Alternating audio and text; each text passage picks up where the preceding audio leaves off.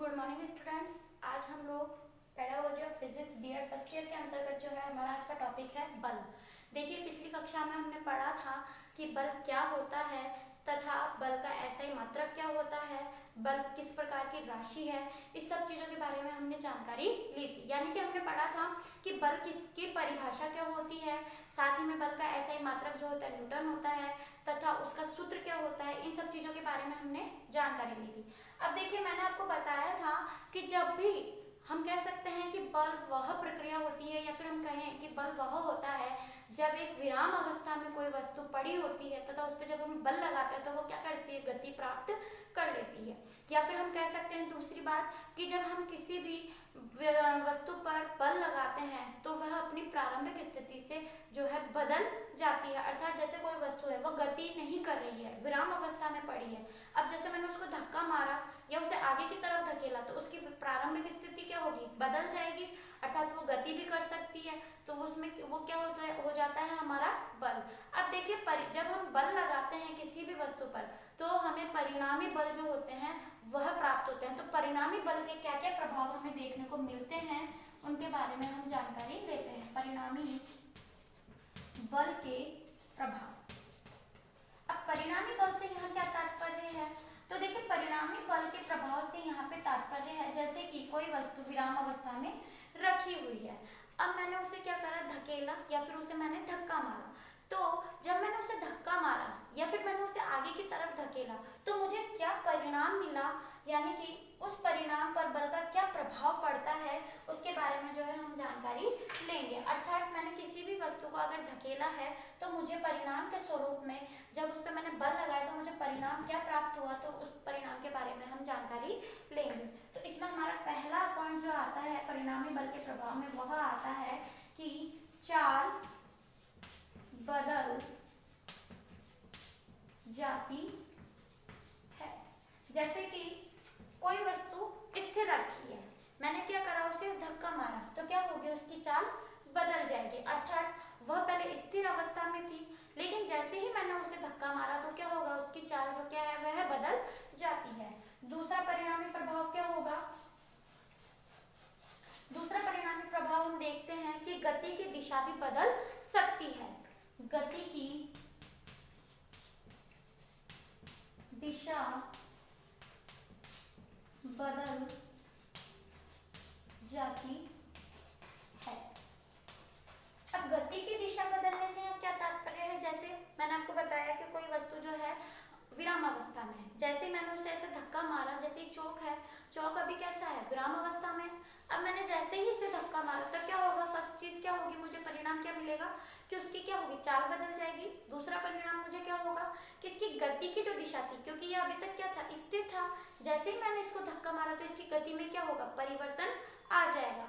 तीसरा जो हमारा पॉइंट निकल के आता है परिणामी प्रभाव के रूप में वह आता है कि वस्तु की गति की दिशा और चाल दोनों ही बदल सकती है। वस्तु की गति व चाल दोनों बदल सकती है। या फिर तीसरा ये भी हमें, अब हम बात करते हैं पहले पॉइंट की तो चाल बदल रही है, दूसरी हम बात करें गति की दिशा बदल सकती है, लेकिन थर्ड पॉइंट हमारा क्या आता है कि वस्तु की गति भी बदल सकती है और चाल दोनों ही क्या कर सकती है, बदल सकती है। जैसे कि कोई वस्तु जो है वह धीमी अवस्था में चल रही है, ठीक है, एक गति में चल रही है और धीमी अवस्था में चल रही है, जैसे ही मैंने उस पर और अधिक बल लगाया तो क्या होगी, उसकी क्या होगी, गति की जो दिशा होगी वो भी तीव्र हो जाएगी और जो चाल होगी उसमें भी हमें क्या देखने को मिलेगा, बदलाव देखने को मिलेगा। फिर हमारा जो चौथा पॉइंट निकल के आता है वह निकल के आता है कि वस्तु का आकार और आकृति बदल सकती है। वस्तु का आकार, वस्तु का आकार व आकृति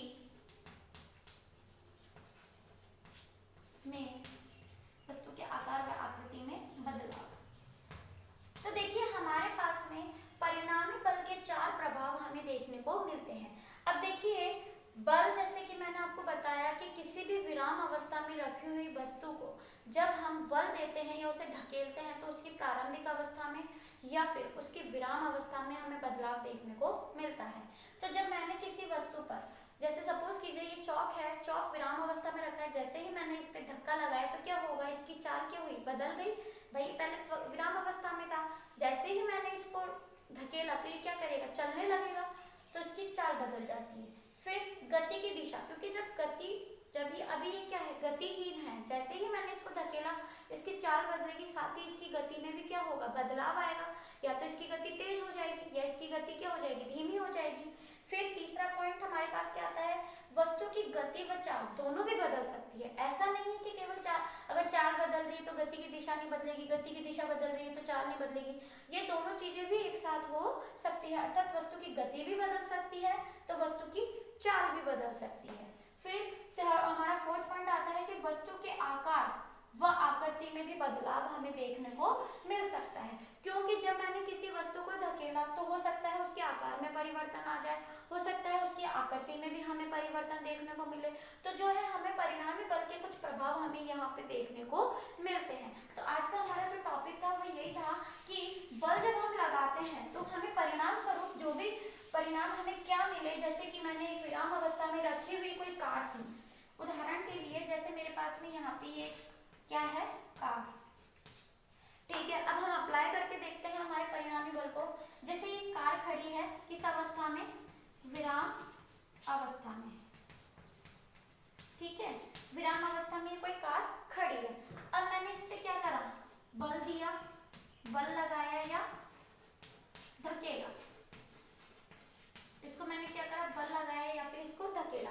तो जैसे ही मैंने इस कार को धकेला तो क्या करेगी, इसकी क्या बदलेगी, फर्स्ट पे इसकी क्या बदल जाएगी, चाल। अर्थात ये यहाँ पे विराम अवस्था में थी तो यहाँ पे ये धीमी अवस्था में चलने लग जाएगी। फिर ये तो हमारा पहला पॉइंट आया। अब यहाँ पे कार जब पहुंची तो मैंने इस पे और अधिक बल लगाया, या फिर हम कह सकते हैं कि इसकी चाल क्या हुई, बदल गई। तो देखिए जब इसकी चाल बदली, जैसे ही इसकी चाल बदलेगी तो इसकी गति भी कैसी हो जाएगी, गति तीव्र या फिर धीमी। अर्थात गति की दिशा तीव्र भी हो सकती है और धीमी भी हो सकती है, ठीक है। अब फिर हमारा थर्ड पॉइंट क्या था कि वस्तु की गति की दिशा व चाल दोनों में भी बदलाव आ सकता है। हो सकता है कि मैंने अगर इसे जोर से धक्का मारा और अधिक प्रेशर दिया, इस पर ज्यादा प्रेशर दिया तो क्या होगा, चाल भी बदल जाएगी और गति जो है कैसी हो जाएगी, तीव्र भी हो सकती है, अर्थात गति भी बदल जाएगी और चाल भी बदल जाएगी। और फिर फोर्थ पॉइंट हमारा आता है कि गति की आकार और आकृति में भी जो है बदलाव हमें देखने को मिल सकता है। तो हमने आज इसके बारे में पढ़ा। तो आज का आपका होमवर्क भी इसी से रिलेटेड है। होमवर्क, यदि आप किसी वस्तु पर बल लगाते हैं तो उसके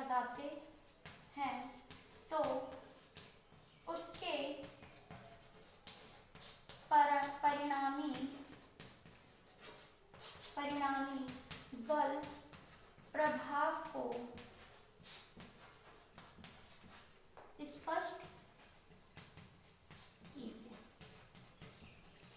तो आपका आज का प्रश्न है कि यदि आप किसी वस्तु पर बल लगाते हैं तो उसके परिणामी बल प्रभाव को स्पष्ट कीजिए। सपोज कीजिए कि आप जैसे कार का उदाहरण लेकर के अगर समझा रहे हैं तो आपने उसमें क्या क्या बदलाव देखे, आपको क्या क्या परिणामी बल प्राप्त हो उसके बारे में आपको बताना है। इसी के साथ मैं आप लोगों से कहना चाहूंगी कि कोरोना जैसी महामारी में जो है आप लोग अपने घरों में बने रहे।